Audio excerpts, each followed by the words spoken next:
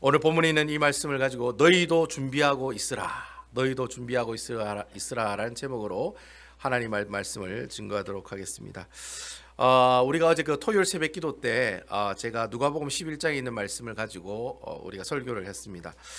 그리고 어제는 누가복음 11장을 보았으니 오늘은 12장에 있는 말씀을 가지고 여러분 살펴보도록 하겠습니다. 사실 여러분 오늘 누가복음 12장에 있는 말씀을 잘 이해하려면 누가복음 11장에 있는 내용이 무슨 내용인지를 알고 있어야 됩니다. 그래서 여러분 어제 새벽기도 못 나오신 분들은 말씀이 무슨 내용인지 잘 모르시겠는데, 여러분 오늘 유튜브에 어제 토요일 설교 말씀이 올라가 있습니다. 업로드가 되어 있습니다. 유튜브에 들어가셔서 샬롯 베다니 장로교회 토요 설교라고 이렇게 딱 치시면 어제 제가 설교했던 내용이 나오고 있습니다. 여러분 누가복음 11장이 전체적으로 54절로 되어 있습니다. 여러분 제가 말씀드렸지만 누가복음은 한 장에 기본은 뭐 50절, 60절 이렇게 되어 있다고 제가 말씀을 드린 적이 있죠. 그래서 여러분 이 54절에 있는 말씀을 여러분들하고 이래 다 한번 훑어보면 참 좋을 건데, 제가 뭐 여러분들에게 항상 말씀드렸던 것처럼 설교할 때마다 한 장씩 설교하겠다. 그래서 제가 지난 주일날에는 누가복음 10장 가지고 설교를 했고, 수요일날에는 제가 수요일날에 누가복음 10장 가지고 했고, 토요일날은 누가복음 11장, 주일날에는 누가복음 9장에 있는 말씀을 가지고 설교를 했는데요. 아무튼 여러분 어제 누가복음 11장에 있는 말씀을 잠시 살펴볼 필요가 있을 것 같아요. 왜냐하면 누가복음 11장에 있는 말씀을 잘 아셔야지 오늘 12장에 나오는 내용이 어떤 내용인지 우리가 잘 알 수 있다라고 하는 것이죠. 어제 말씀을 추억해 보면 누가복음 11장에 무슨 얘기가 나옵니까? 기도에 관한 내용이 나옵니다. 다 잊어버리셔도 그거 하나만 알고 계시면 돼요. 누가복음 11장은 기도에 관한 내용이 먼저 나오는구나. 그래서 여러분 예수님의 제자들이 예수님께서 기도하는 모습을 보고 선생이여 우리에게도 기도하는 법을 가르쳐 주십시오 라고 이렇게 얘기를 하죠. 그래서 이제 예수님께서 어떻게 해요? 기도에 관한 내용들을 쭉 이렇게 말씀하시는 내용이 어제 본문의 말씀의 내용이었습니다. 그래서 어제 그 누가복음 11장 첫 부분에 보면 예수님께서 무엇을 위해서 기도하느냐라고 가르치시기 위해서 사용한 게 뭡니까? 주기도문이라고 했습니다. 그래서 제자들에게 주기도문을 가르쳐 주세요. 주기도문을 왜 가르쳐 주느냐? 네가 기도를 하려면 무엇을 가지고 기도해야 되는지를 알아야 되잖아요. 그래서 무엇을 가지고 기도하는지 알기 위해서는 주기도문을 이렇게 알아야지만이 하나님 앞에 내가 기도할 수 있다라고 하는 것이죠. 그리고 또 왜 하나님 앞에 기도하느냐? 그래서 예수님께서 주기도문을 딱 가르쳐 주시고 난 다음에 두 가지의 기도에 관한 이하를 이야기해 줍니다. 그러면서 왜 우리가 기도해야 되느냐? 그리고 또 두 번째는 어떻게 그러면 기도하겠느냐? 우리가 어떻게 기도하면 되겠느냐? 이러한 내용들이 어제 토요 설교의 말씀을 통해서 전달이 되었다라는 거죠. 왜 제가 어제 말씀을 강조하느냐면 기도에 관한 내용에 대해서 알고 싶으시면 어제 설교 내용을 꼭 유튜브를 찾아서 들어보시라. 그렇게 제가 말씀을 드리는 겁니다.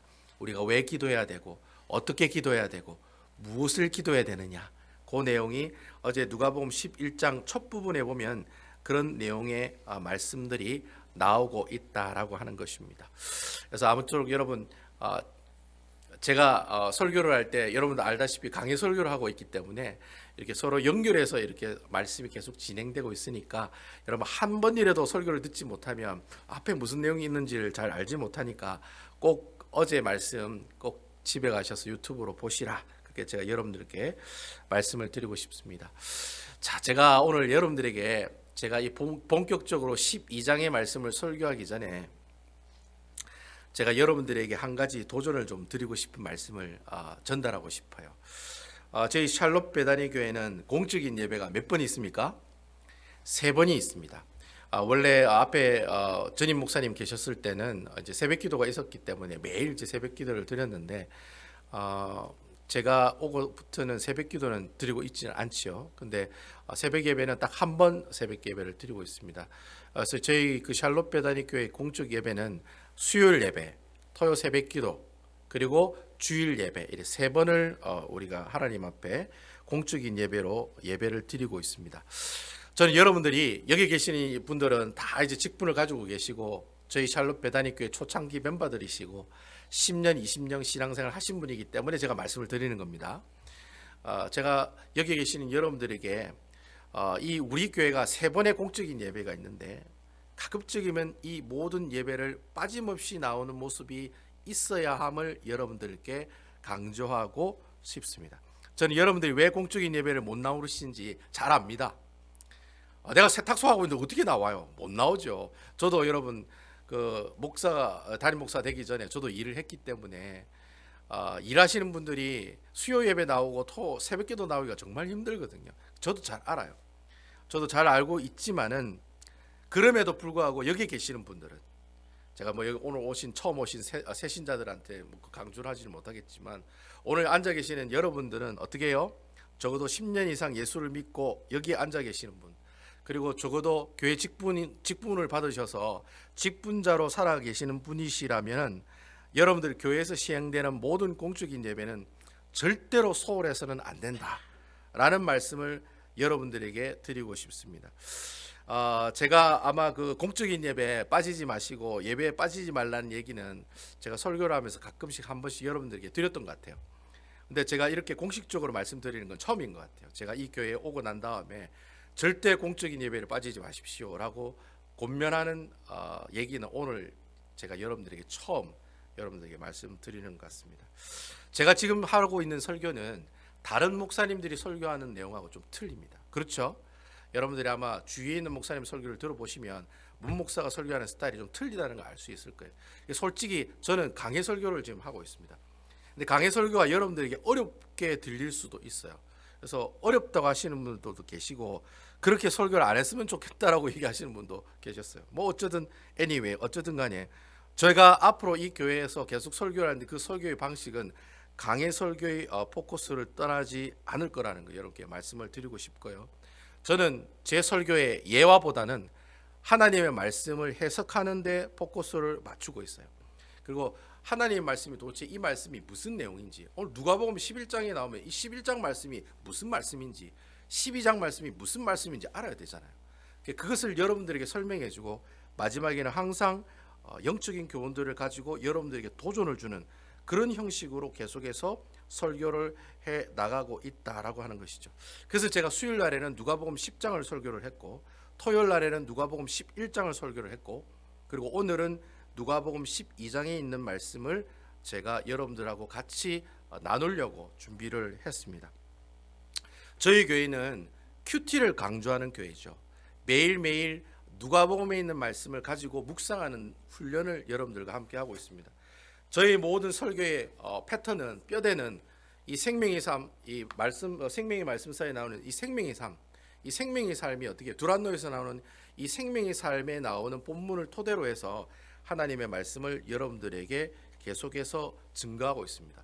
그러니까 여러분들이 제 설교를 이해하지 못한다라고 얘기하시는 분들은 매일 큐티 하시는 분이에요, 큐티 안 하는 분이에요? 큐티를 안 하는 분이라는 거예요. 매일 말씀을 안 본다는 거예요. 그냥 주일날에 한번 와서 한 번 설교를 듣기 때문에 제가 설교하는 설교 내용이 어렵게 들리는 거예요. 근데 여러분 매일 하나님 말씀을 묵상하고 또 수요일 날에도 예배 나와서 예배 드리시고 토요 새벽 기도도 나와서 예배 드리시고 주일 날에 나와서도 예배 드리니 적어도 이 공적인 예배 3번을 꾸준히 드리는 사람이라면 제가 설교하는 이 설교의 본문의 내용이 그렇게 어려운 내용은 아니다라고 제가 여러분들에게 말씀을 드리고 싶습니다. 사실 여러분 수요일 예배, 토요일 예배, 주일 예배 3번만 잘 나오셔도 제가 설교하는 전체적인 흐름을 잘 이해할 수가 있어요. 왜냐하면 제가 한 장씩 계속 설교하기 때문에.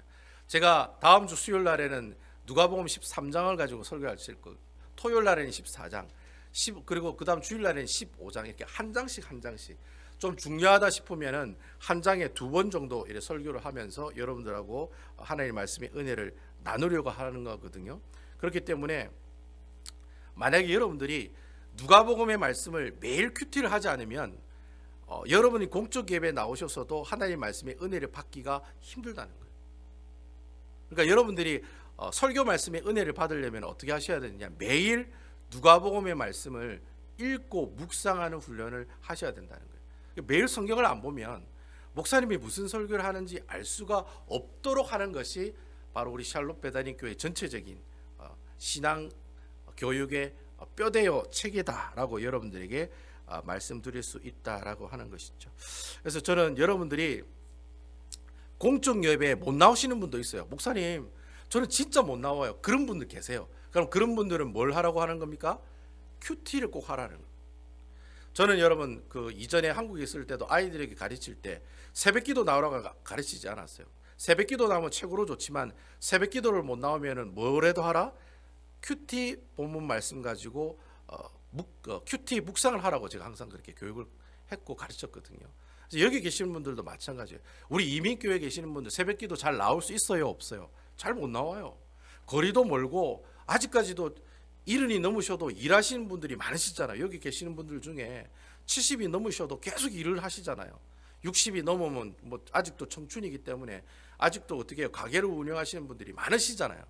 그럼에도 불구하고 여러분들이 시간을 쪼개어서 어떻게 해요? 공적인 예배를 나와서 예배를 드리시면 기본적으로 여러분들이 누가복음에 있는 말씀을 충분히 이해할 수 있는데, 만약에 그러지 못하는 경우라면은 제가 여러분들에게 아침마다 보내드리는 그 카톡에 있는 큐티 말씀을 어떻게 하라? 꼭 읽고 묵상하는 훈련을 하라는. 여러분들이 매일 말씀을 안 보면 주일날에 와서 예배를 드려도 은혜가 안 되고, 수요일 예배를 와도 은혜가 안 되고, 토요 새벽 기도를 와도 은혜가 안 된다는. 그래서 저는 여러분들이 문목사가 이 교회에 없어도 여러분 스스로가 성경을 펴면 그것이 예배당이 될 줄로 믿으시기 바랍니다. 제 목표가 그거예요. 문목사가 이 교회가 없어도 여기에 계시는 여러분들이 스스로 주일날 되면 성경을 펴고 하나님의 말씀을 묵상하고 하나님을 찬양하고 하나님께 기도하고 그 받은 은혜를 주위 사람들에게 전도하고 이야기하는 그러한 신앙 훈련을 받은 신자로 만들어가는 것이 제가 이 교회에 와서 할 수 있는 바로 제가 목회하는 목회의 방침이기도 하고 앞으로 그렇게 목회를 해 나가겠다라고 여러분들에게 말씀을 드린다라고 하는 것입니다. 아무쪼록 여러분 큐티하는 거와 공적 예배 3번 나오는 거와 그리고 주일날에 와서 예배를 드리는 것 다 어떻게 되어 있다는 겁니까? 연결되어 있다는 거예요. 그러니까 여러분 큐티를 안 하면 주일날 예배 은혜 받기가 힘들다는 거예요. 수요일 예배 안 나오시고 토요 예배 안 나오시면 여러분들 뭐예요? 하나님 말씀 은혜 받기가 힘들게 되어 있다는 거예요. 그래서 나는 공적 예배 아무것도 못 나온다 하더라도 월요일부터 주일까지 무엇은 꼭 하시라? 큐티 본문 말씀을 읽으시라는 거예요. 그래서 제가 여러분 카톡을 통해서 매일매일 어떻게 해요? 하나님의 말씀을 여러분들에게 보내드리고 있다라고 하는 거예요. 그래서 여러분 그걸 하나라도 붙잡으셔서 매일 하나님의 말씀을 읽고 묵상해 나가는 우리 배단위교회 성도 여러분들 되시기를 주님의 이름으로 축원을 드리겠습니다. 여러분 내가 교회에 나오는 이유를 대부분의 사람들 그런 얘기를 하시더라고요. 목사님 왜 그래 설교를 옳은 설교를 하세요? 제가 이런 얘기를 엄청나게 많이 들었어요. 이 교회에 와가지고 한 분에게만 들은 게 아니라 많은 사람들에게 얘기를 들었어요. 그러면 그분들이 그렇게 얘기해요. 목사님 그렇게 어렵게 설교를 하시면 여러분 성도를 위해서 쉽게 설교하시면 되지 않겠느냐고 그렇게 많이 얘기하는데 왜 그렇게 계속해서 강해 설교하시냐라고 이야기하시는데, 여러분 교회라고 하는 것은 하나님의 말씀을 듣고 위로받는 곳이 아니에요. 교회는 하나님의 말씀을 듣고 위로받는 것이 아니라 교회는 하나님의 말씀을 평소에 묵상하다가 예배당에 나와서 그 말씀을 들었을 때 내 심령 가운데 하나님의 말씀이 진짜 맞네. 내가 하나님의 말씀대로 순종했더니 진짜 하나님께서 이래 역사하시네. 정말 하나님께서는 살아계신 하나님이시네. 이러한 고백들이 예배 가운데 여러분들에게 어떻게 해요? 울려 나와야 된다는 것이죠. 그렇게 나오려면 어떻게 해야 되느냐? 주일날 예배 한 번만 나오면 절대로 그런 고백이 나올 수가 없다라는 거예요. 평소에 여러분 성경을 안 보시면, 성경을 읽지 않으면 여러분 절대로 주일날에 교회에 오시면은 무슨 설교만 듣기를 원해요? 자기한테 듣기 좋은 설교만 원한다는 거예요. 내가 위로받고 상처를 치유받는 그런 듣기 좋은 이야기만 들으려고 하는 그런 성향을 가지게 된다는 거예요. 그럼 그 사람의 믿음은 절대로 어떻게 해요? 자라지가 않는다는 거예요. 믿음이 자라지 않는 그 대표적인 증명이 어디에 오느냐? 교회가 시험거리가 오고 어려움이 오면 어떻게 해요? 교회를 계속해서 어떻게 해요? 교회를 계속해서 지키지 못하고 교회를 떠나가는 그런 모습들이 나타난다는 거예요. 웬만한 믿음을 가지고 있는 사람은 어떠한 요동이 와도 교회를 떠나지 않습니다. 그래서 여러분 제가 중직이라고 하는 표현을 뭐라고 얘기했습니까? 무거울 중자에 직분직자라고 얘기했잖아요. 절대로 직분을 가지고 있는 사람은 교회를 떠나서는 안 된다는 거예요. 그래서 제가 교회를 떠날 때는 어떻게 해야 했습니까? 교회가 뱅크롭 때가 교회 샬롯 베다니 교회라는 이름이 없어지면 그때 교회 떠나라고. 그때 다 교회 떠나라고. 그때 여러분 교회 다 떠나셔도 돼요. 교회가 뱅크롭 돼서 교회 이름이 사라지면 여러분 교회를 떠나셔도 돼요. 하지만 그러기 전까지는, 성도가 한 사람 있을 때까지는 내가 집사라는 직분을 가지고 있어도 그 직분을 끝까지 어떻게 해요? 지켜나가는 것이 하나님께서 기뻐하시는 모습이라는 거예요. 그러니까 믿음이 자란 사람들은 웬만한 시험이 오면 움직이지 않아요. 그런데 믿음이 적은 사람들이 심한 풍랑과 어떻게 해요? 뜨거운 햇빛이 오면은 그 돌짝밭에 뿌린 그 씨앗처럼 어떻게 해요? 뿌리 내리지 못하고 그냥 말라 죽어버리는 모습들이 나타난다는 거예요.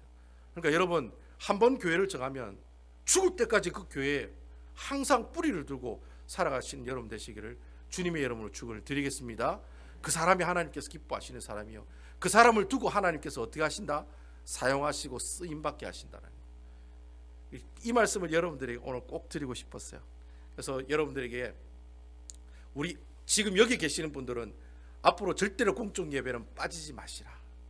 수요일 예배, 토요 예배, 주일 예배는 목숨을 걸고 지키시라. 하지만 내가 수요 예배하고 토요 새벽기도 나오기가 힘들다, 그러면 제가 매일 보내드리는 큐티 말씀이라도 꼭 어떻게 하라? 읽으시라. 그렇게 하지 않으면 여러분들 믿음이 절대로 자라지 않습니다. 내가 이 교회를 10년, 20년 다니면 뭐합니까 여러분? 내가 장로의 직분을 달고 권사의 직분, 안수 직분 달면 뭐합니까 여러분? 시험이 오고 환란이 오면 다 떠나는데 아무 소용이 없다는 거예요. 왜 그런 현상이 나타나느냐? 말씀의 뿌리가 없기 때문에 그런 현상이 나타난다는 거예요.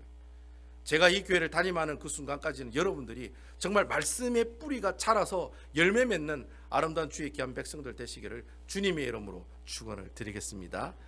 오늘 새 가족도 왔는데 이런 딱딱한 얘기해서 대단히 죄송하고요. 앞으로 제가 여러분들에게 공적인 예배 참여하라고 공식적으로 절대로 이야기하는 일은 없을 겁니다. 제가 이제 여러분들에게 마지막이자 처음으로 공적 예배를 빠지지 마십시오. 내가 직분 달고 그 예배 빠지지 마시라고. 여러분, 저희 예배 실시간으로 예배가 나가고 있는 거 알고 계시죠? 여러분, 교회 오시기 힘드시면 어떻게 하라? 실시간 예배라도 드리라는 거예요. 여러분, 토요 예배도 여러분 유튜브에 실시간으로 나갑니다. 카톡으로는 안 올리지만 수요 예배 카톡에도 올라가고 유튜브에도 실시간으로 나가고 있습니다. 주일 예배 지금 실시간으로 여러분들이 나가고 있어요. 그러니까 여러분들 입술로 나는 바빠서 예배 드릴 시간 없어요 라는 얘기 절대로 하실 수가 없다라는 거예요. 나는 이러이러한 이유 때문에 예배 나갈 수 없습니다 라는 얘기를 이제는 절대로 할 수 없는 세상이 됐어요. 예? 여러분, 옛날에는 예배 안 나면 끝이지만 요즘에는 어떻게 해요? 실시간 동영상으로 다 볼 수 있는데요. 그럼에도 불구하고 내가 예배를 안 드렸다? 이건 심각한 일이죠. 그러니까 여러분들이 교회에 있는 모든 공적인 예배는 무슨 수를 쓰더라도 예배에 참여하고 실시간 영상을 통해 예배를 드려라. 그러지 못할 경우에는 제가 드리는 큐티 말씀이라도 어떻게 하라? 묵상하고 읽고 그 말씀대로 살아가라. 그래야지만 여러분들이 믿음이 자라날 수가 있습니다. 내가 예수를 10년 믿고 20년 믿었는데도 믿음이 하나도 안 자라면 그것만큼 부끄러운 게 어디 있겠습니까 여러분? 여러분들이 예수를 믿은 그 연수만큼 여러분들이 가지고 있는 그 아름다운 그 신앙의 연륜도 빛을 발하는 모습이 있으시기를 주님의 이름으로 축원을 드리겠습니다. 말씀이 좀 길어졌습니다만 누가복음 12장에 있는 말씀 오늘 한번 살펴보도록 하겠습니다.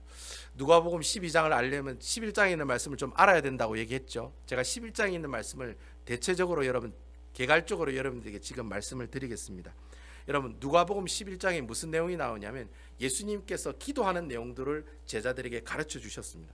그러면서 나중에 뒤에 나온 내용에 보면은 바리새인들과 예수님이 갈등을 일으키는 내용이 나옵니다. 그래서 네가 그 귀신을 쫓아내었는데 바알세불이 힘을 입어서 네가 귀신을 내어 쫓아졌지? 이렇게 하니까 예수님이 뭐라고 얘기합니까? 아니다.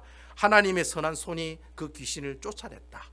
그러면서 이제 바리새인들과 예수님이 서로의 갈등을 일으키고 부딪히는 이야기가 나와요.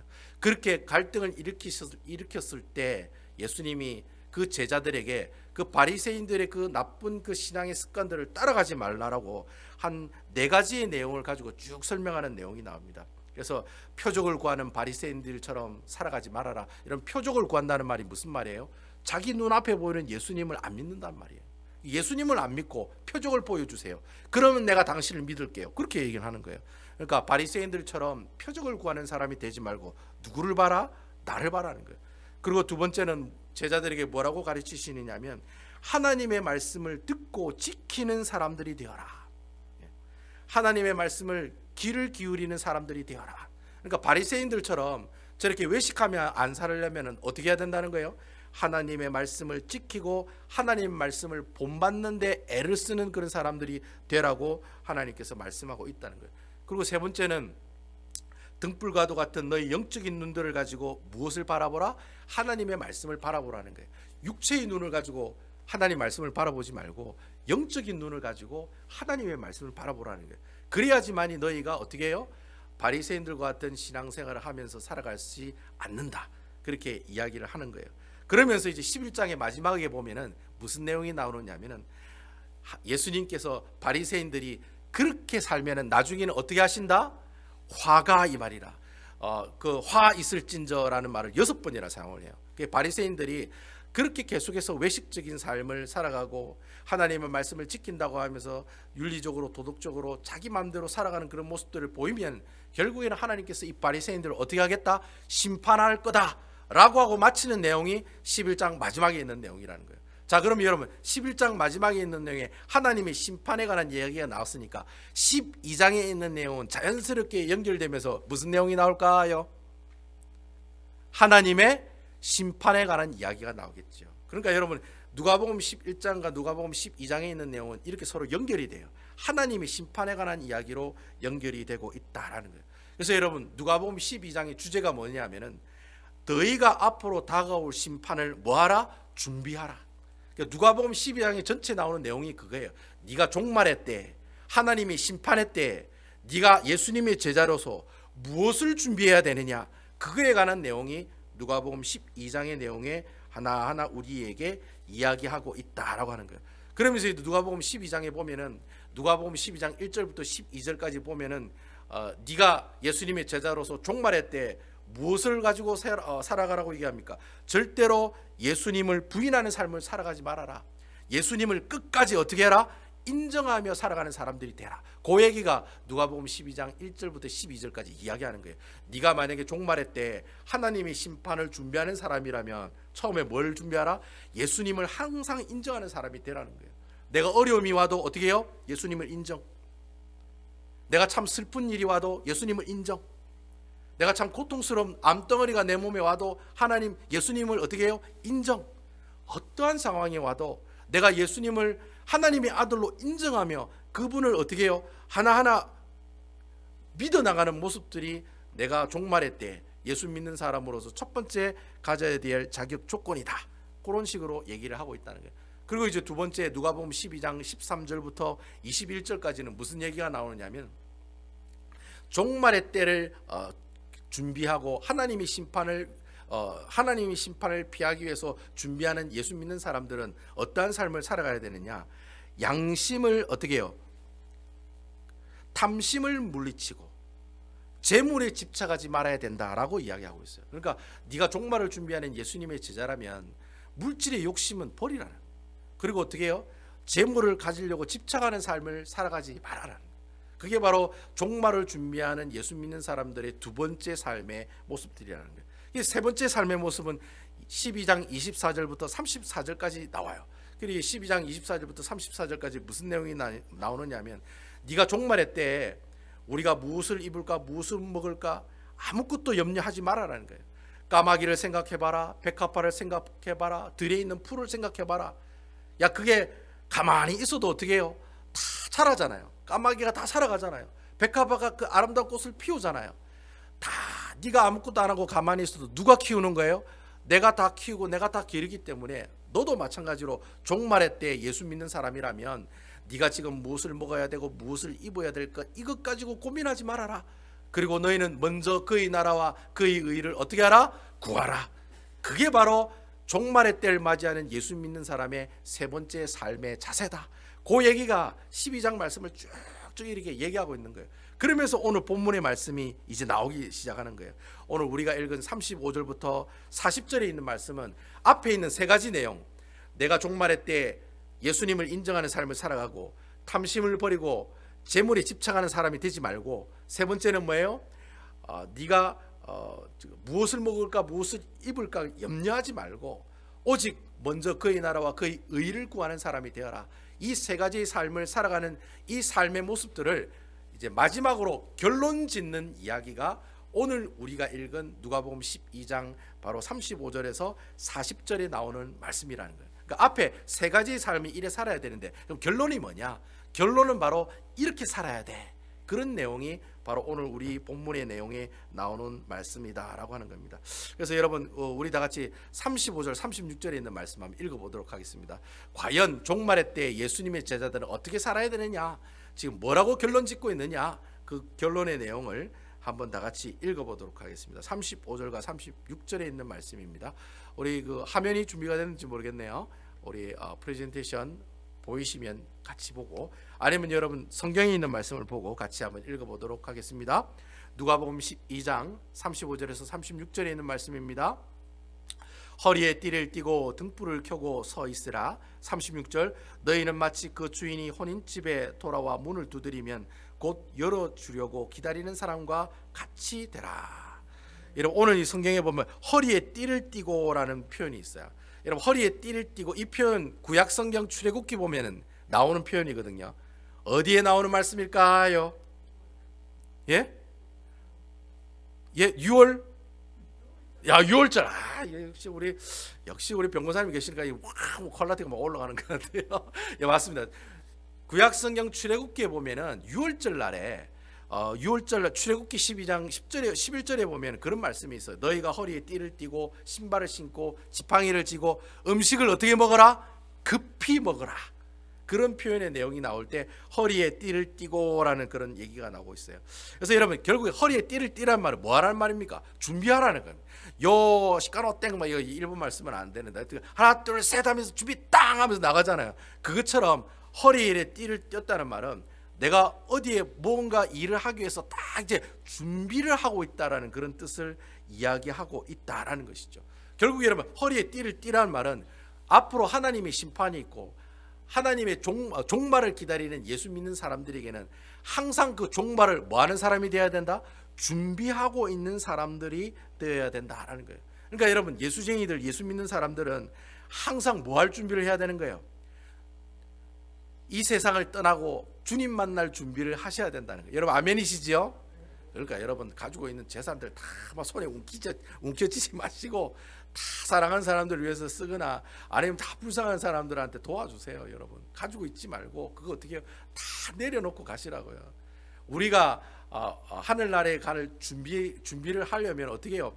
허리에 이래 띠를 띠고 내가 주님 나라에 갈 그 나라에 갈 그 준비를 우리가 이 땅 가운데서 어떻게 해요? 해 나가는 모습들이 있어야 된다라는 거예요. 그것을 두고 우리가 허리에 띠를 띈다, 준비해야 된다, 그런 의미를 가지고 있어요. 그리고 이제 그 뒤에 보면은 등불을 켜고 서 있다라고 하는 그런 표현이 나와요. 여러분, 등불을 켰다는 말을, 이 말도 뭐예요? 준비를 해야 된다는 거예요. 여러분, 그 성경에 보면 우리 그 신부가 신랑을 기다리잖아요. 예? 유대인들의 결혼 풍습이 그렇거든요. 유대인들이 결혼을 2번 하거든요. 처음에 신부집에 가서 결혼을 한번 해요. 그걸 이제 정혼이라고 그러죠. 여러분 아시는 요셉과 마리아가 처음에 정혼을 하잖아요.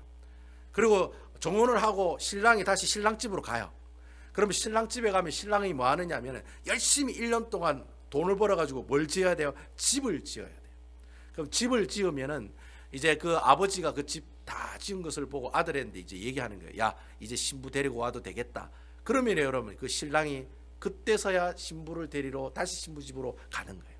근데 여러분, 신랑이 언제 온 줄을 몰라요. 1년이 지나서 올지 6개월이 지나서 올지, 일단 집을 다 짓고 가야 되니까 그게 2년이 될 수도 있고 3년이 될 수도 있고. 근데 여러분, 신부는 어떻게 해요? 신랑 오기만을 끝까지 준비하며 기다려야 된다. 무엇을 들고? 등불을 들고. 혹시 신랑이 저녁에 올 수도 있다는 거예요. 새벽에 올 수도 있다는 거예요. 언제 올지는 모르지만 어쨌든 등불을 준비하고 있어야 된다는 거예요. 잔치집에 갔던 주인이 다시 그 집으로 돌아올 때 그 종은 어떻게 해야 돼요? 잔치집에 갔던 그 주인이 다시 자기 집에 언제 올지 모르니까 주인은 항상 무엇을 준비해야 돼요? 등불을 준비하고 서 있어야 된다. 그게 바로 종말을 준비하는 예수님의 제자들의 모습들이다라고 하는 거예요. 그래서 여러분 오늘 하나님 말씀 38절에 보면은 2경 3경 이래 나오잖아요. 그죠? 2경 3경이 몇이냐면은 밤 10시부터 새벽 3시 그 사이에요. 이런 밤 10시부터 새벽 3시까지 제일 잠이 많이 올 때죠. 그죠? 맞죠? 제일 푹 주무실 때잖아요. 그때 주인이 올지도 모르고 또 내가 기다리고 기다린 신랑이 올지도 모른다는 거예요. 근데 그 언제 올지도 모르는 그 신랑과 주인을 위해서 이 신부와 이 종은 뭘 준비해야 된다는 거예요? 등불을 준비하는 사람들의 모습들이 있어야 된다. 그 얘기가 오늘 이 말씀을 통해 우리에게 이야기하고 있다라고 하는 것입니다. 그래서 여러분 이 종말을 기다린다. 이 종말을 기다린다는 말이 무슨 말입니까? 내가 예수님을 기다린다는 말이잖아요. 여러분 예수님이 다시 재림하면 그때가 바로 종말의 때죠. 그때 세상이 끝나는 날입니다. 예수님이 다시 재림하시는 그날이 세상이 끝나는 날이죠. 그래서 종말이 온다는 말은 예수님이 다시 오신다는 말이에요. 이렇게 종말이 왔을 때 예수쟁이들은, 예수 믿는 사람들은 어떻게 해야 되느냐? 아무것도 안 하고 그냥 내가 내 배만 부르고 나만 잘 먹고 나만 잘 살면 돼. 이런 식으로 살면 돼요, 안 돼요? 그런 식으로 살면 안 된다는 거예요. 뭔가를 준비하면서 살아야 된다는 거예요. 바로 주인이 언제 오실지도 모르고 신랑이 언제 올지도 모르는 그 상황들을 준비하면서 살아가는 존재가 바로 예수님의 제자들의 삶의 모습들이라는 거예요. 여러분 여기 계시는 분들 영주권 다 받으셨죠, 그죠? 예? 영주권 다 받으신 경험이 있으시죠? 여러분 영주권 받았을 때 여러분 영주권 통과됐다는 소식 들으면은 여러분들이 학수고대하면서 기다리는 게 뭡니까, 여러분? 예? 무엇을 기다립니까, 여러분? 영주권 통과됐다는 소식 들으면은 뭘 학수고대하며 기다립니까? 뭐 여기 계신 분들은 다 시민권자라서 나는 영주권하고 상관없는데요 그런지는 모르겠는데 여러분 저도 영주권 받았을 때 통과됐다는 소식 들으면 뭘 학수고대하면서 기다립니까? 그린카드를 학수고대하면서 기다리죠. 여러분 그린카드가 어떻게 옵니까? 인터넷으로 옵니까? 어떻게 옵니까? 메일로 오잖아요. 메일 우편으로 오잖아요. 그러니까 여러분 그린카드가 왔나 안 왔나 매일 우체통을 열어보는 거예요. 그게 영주권 받는 앞으로 영주권 받을 사람들이 할 일이에요. 그래서 여러분 저도 영주권 통과됐다고 했을 때 매일 아침마다 어떻게 해요? 아침에 출근하기 전에 우체통 쳐다보고 또 퇴근하면 또 우체통 쳐다보고 그린카드 왔나 안 왔나 그거 확인하잖아요. 예? 여러분 그린카드 왔나 안 왔나 그 확인하는 그 순간이 바로 뭐예요? 예수님을 기다리고 종말을 기다리는 사람의 모습이라는 거예요. 자 여러분 영주권 기다리는 사람 이사해야 돼요, 안 해야 돼요? 자 여러분 영주권 그린카드 기다리는 사람 이사해야 돼요, 안 해야 돼요? 이사 절대로 하면 안 돼요. 내가 지금 살고 있는 집이 완전 꾸지고 너무 냄새도 나고 곰팡이도 많이 끼고 내가 네 옆에 있는 이웃이 너무 성격이 안 좋아가지고 내가 진짜 빨리 이사 가야지 하고 이사 가면 안 돼요. 왜냐하면 그 그린카드를 받지를 못하면 어떻게 해요? 다시 재박을 받기가 너무 힘들고 아예 그냥 어떻게 해요? 추방당해서 한국으로 돌아갈 수가 있기 때문에 영주권 딱 날라온다고 통보받은 사람들은 절대로 이사를 안 갑니다. 그리고 또 뭐도 안 해요. 새집도 안 구합니다. 새집도 안 구하고 또 뭐도 안 사요. 가구도 안 사요. 언제 살라고? 영주권 받으면 그때 다 살라고. 영주권 받으면 그때 집도 사고 가구도 사고 다 살라고 다 기다린다는 거예요. 자 보세요 여러분. 내가 영주권 받기 전에 이사도 안 해. 새집도 안 사. 가구도 안 사. 뭘 하려고? 오직 영주권 카드를 받으려고. 그리고 영주권 카드를 받는 사람은 그렇게 준비를 한다는 거예요. 예수 믿는 사람도 마찬가지라는 거예요. 예수 믿는 사람도 이 영주권 카드를 기다리는 사람들하고 똑같다는 거예요. 예수 믿는 사람은 영주권 카드가 날라오면 아무것도 안 하고 아무 생각 없이 띵 해가지고 그냥 이사 가버리고 내가 새 집 사고 그럼 나중에 결국 어떻게 해요? 집 쫓겨나가고 나라 쫓겨나가지고 한국으로 추방당해서 가는 방법밖에 없다는 거. 아니면은 영원토록 어떻게 해요? 불체자로 살아가는 그런 삶을 살아갈 수밖에 없다는 거예요. 예수 믿는 사람도 마찬가지라는 거예요. 내가 종말을 준비하고 예수님이 오신 것을 준비하기 위해서는 이러한 삶의 태도를 가지고 있어야 되는 거예요. 영주권 카드를 기다리는 사람도 이사도 안 가고 새집도 안 구하고 그리고 새 가구도 안 사는 것처럼 적어도 예수 믿는 사람들도 예수님을 기다리고 종말을 기다리는 사람은 그 정도의 삶의 태도를 가지고 살아가는 모습들이 우리 가운데 어떻게 해요? 있어야 된다는 거예요. 그럼 내가 종말을 기다리는 예수 믿는 사람으로서 그럼 내가 무엇을 준비하면서 살아야 되느냐? 바로 그건 거예요. 하나님께서 우리에게 주신 공적 예배를 어떻게 해요? 절대로 잊지 않고 하나님 앞에 예배를 드리러 나가야 돼요. 그게 바로 영주권 카드를 기다리는 삶의 태도의 모습들이라는 거예요. 예수 믿은 사람은 하나님께 드리는 예배가 있으면 목숨 걸고 그 예배 가려고 애를 쓰셔야 된다. 그게 종말을 준비하는 예수님이 참된 제자의 삶의 첫 번째 모습이라는 거예요. 그 두 번째는 뭐예요? 매일 하나님의 말씀을 읽으라는 거예요. 매일 하나님의 말씀을 읽고 매일 큐티하고 매일 하나님 그 말씀을 통해서 그 순종하면서 살아가는 그러한 삶들을 살아가는 그 아름다운 신자의 모습이 곧 어떤 사람의 모습이다? 종말을 준비하는 참된 제자의 모습이요, 예수님의 재림을 기다리는 아름다운 제자의 모습들이다 라고 하는 거예요. 그런 내용이 누가복음 12장 오늘 말씀을 통해서 우리에게 이야기하고 있다라는 거예요.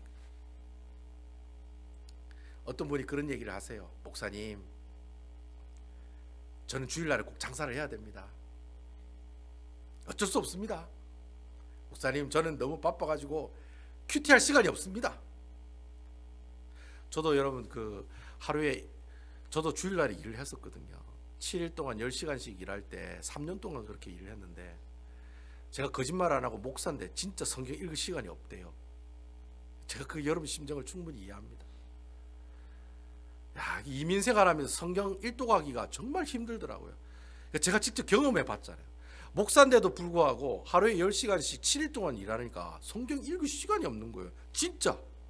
그럼에도 불구하고 우리가 예수 믿는 사람이라면, 예수님의 종말을 기다리고 있고 예수님의 재림을 기다리고 있는 사람이라면, 그럼에도 불구하고 어떻게 해야 돼요? 어쩌든지 예수님의 바짓가랑이에 붙들고 하루에 한 장이라도 읽으려고 몸부림치는 그런 사람의 삶의 태도의 모습들이 우리 삶 가운데 어떻게 해야 돼요? 나타나야 된다는 거예요. 여러분 아멘이시죠?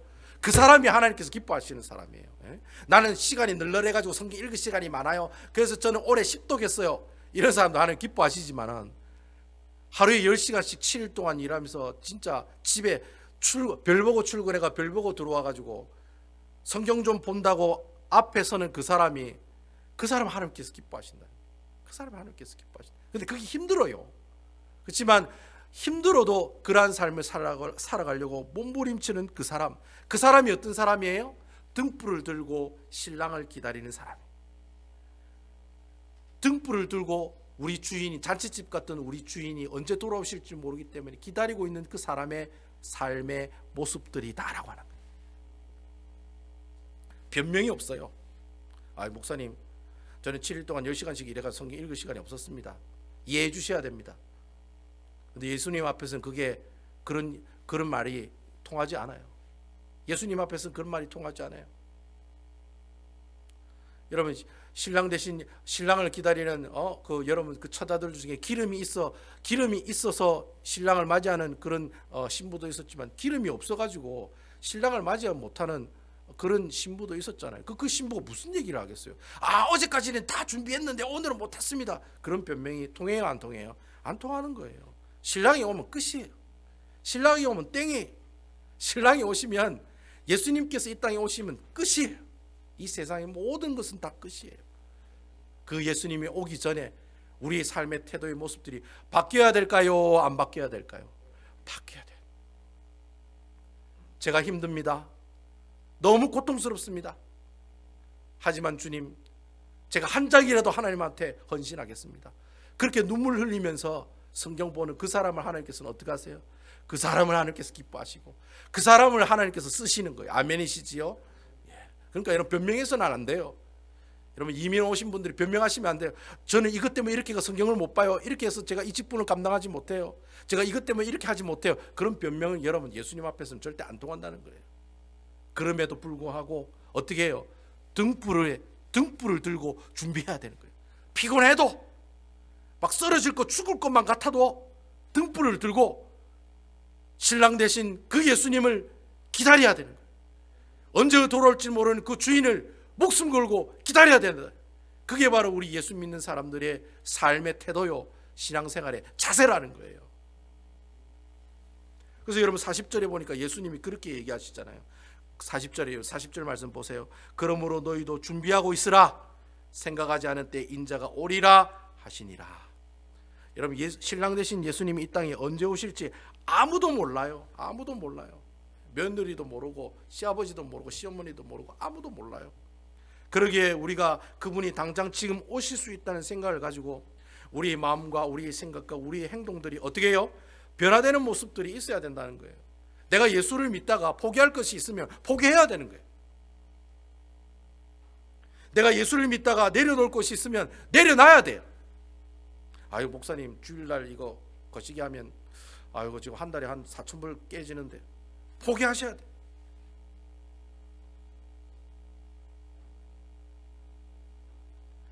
내가 하나님 앞에 수종할 거 있으면 어떻게 해요? 수종하셔야 된다는 거예요. 하나님께서 기뻐하는 그 삶을 살아가기 위해서 그렇게 내 모든 삶의 태도와 생각과 자세를 바꿔야 된다는 거예요. 왜요? 이건 내가 죽고 사는 문제이기 때문에.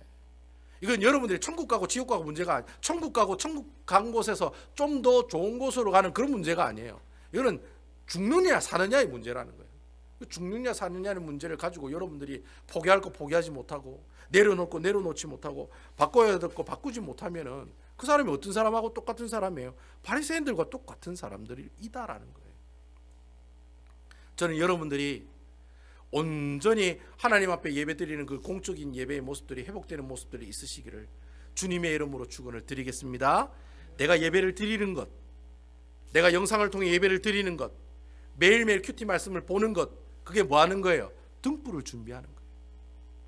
그 등불 준비 안 하면 나중에 어떻게 하시겠어요? 아이고 예수님 저 10년 20년 동안 장로했는데요. 제가 뭐 장로했는데요. 그 장로한 거하고 네가 등불 준비한 건 무슨 상관이니? 아무 상관없다는 거예요. 아, 저 30년 동안 권사했습니다. 네 30년 동안 권사 생활하고 한 거하고 등불을 준비하고 준비 안 한 거하고는 하늘과 땅 차이라는 거예요. 그거하고는 아무 상관이 없어요, 여러분. 내가 등불을 준비하느냐, 그게 중요하다는 거예요. 매일 하나님의 말씀을 읽고 묵상하십시오. 그리고 예배 드릴 수 있는 힘이 있으면 예배 드리러 오세요, 여러분. 예. 여러분 옛날에 한 권사님 그 암병에 쓰러져도 새벽기도 나오시잖아요. 예. 일주일에 3번 투석하고 오늘 내일 하시는 분인데도 토요일 날에 와서 예배 드렸잖아요, 여러분. 그러니까 여러분 그거 생각하면 여러분 절대로 토요일 날 새벽기도 못 나옵니다. 그런 얘기 하시면 안 돼요, 여러분. 일주일에 3번 투석하고 오늘 내일 돌아가신다고 하시는 분이 그 남편의 부축을 받아가지고 새벽기도 나오시는 분도 계시는데, 내가 여기 새벽기도 못 나오시더라도 실시간 영상이라도 보세요. 유튜브에 샬롯 베다니 장로교회 토요 설교다가 딱 치면은 실시간으로 나와요. 여러분 그런 열정이 있어요. 그런 열정을 가지고 등불을 준비해야지요. 아무 생각 없이 그냥 교회 왔다가 맛있는 밥 주니까 맛있게 먹고 다시 집에 갔다가 다시 때가 되니까 성경 들고 또 교회 오고 그렇게 10년 20년 살아가시면 그것만큼 불행한 사람이 어디 있겠습니까, 여러분. 아무쪼록 여러분들이 오늘 말씀에 있는 말씀처럼 너희도 준비하고 있으라. 주님이 준엄하게 여러분들에게 말씀하십니다. 너희도 준비하고 있으라. 이 귀한 주님의 명령에 여러분 온전히 순종하면서 여러분들의 삶의 패턴을 주님이 오시는 그날에 맞추어서 살아가는 여러분들이 되었으면 좋겠어요. 여러분들 이민생활하는 그 이민생활의 모든 패턴을 내 생각과 내 계획과 내 뜻과 내 의지에 맞추지 말고 주님 오시는 그날에 맞추어서 여러분들이 어떻게 해요? 그 삶의 모습들을 살아가라는 거예요. 그럼 내가 그 종말에 오는 그 예수님의 때를 맞춰서 살아가면 내가 지금 어떻게 살아가야 된다는 게 딱 나오잖아요. 아, 말씀도 봐야지, 예배도 드려야지, 하나님 말씀대로 순종해야지. 그게 딱 나오잖아요. 그러면 나왔으면 그대로 살아가는 것이 하나님께서 기뻐하시는 삶의 모습들이다라는 거예요. 여러분들이 등불을 준비하는 삶을 통해서 야, 정말 예수님 살아계시는군요. 정말 예수님 함께 하시는군요. 여러분 이런 고백과 간증이 일주일 동안 살아가시면서 여러분 입술을 통해서 많은 사람들에게 얘기되고 증거되는 아름다운 모습이 있는 여러분들 되시기를 주님의 이름으로 축원드리겠습니다.